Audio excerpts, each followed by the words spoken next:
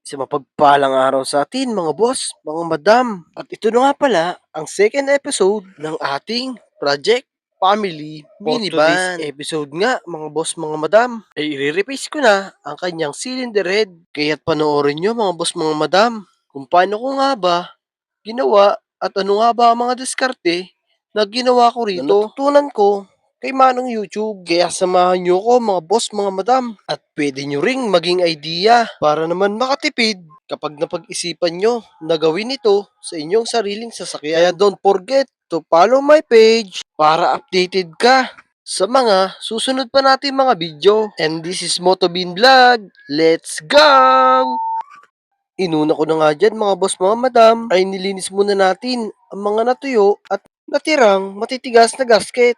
At gumamit nga po pala tayo dyan mga boss, mga madam ng mahiwagang salamin para sa banayad at pantay na lapat ng ating liha. At kumuha na rin ako ng 120 grit na liha para sa mabilisang pagpantay ng surface ng ating cylinder head. Gumamit nga po pala ako dyan mga boss, mga madam ng marker para maging silbing guide kung alin pa nga ba ang dapat pangasain para matuluyan ng pumantay ang surface ng cylinder head. At sinimulan na nga natin mga boss, mga madam sa unang pasada ng ating 120 grit na liha.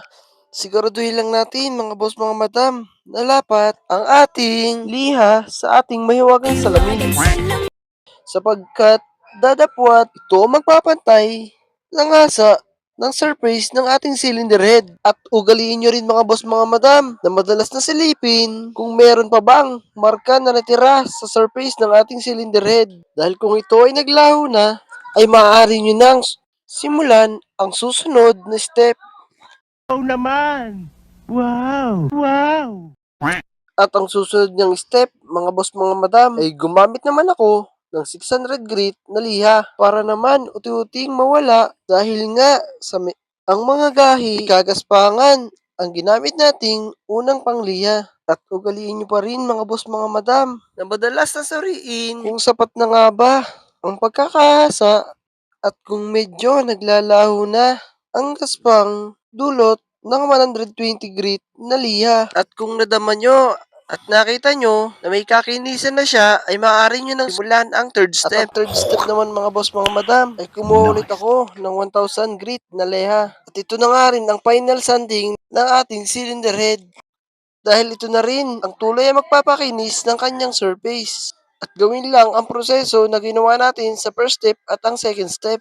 At ang final step naman mga boss, mga madam ay papalo, like and share ng ating munting page. See you on next episode mga boss, mga madam. Peace and God bless sa ating lahat.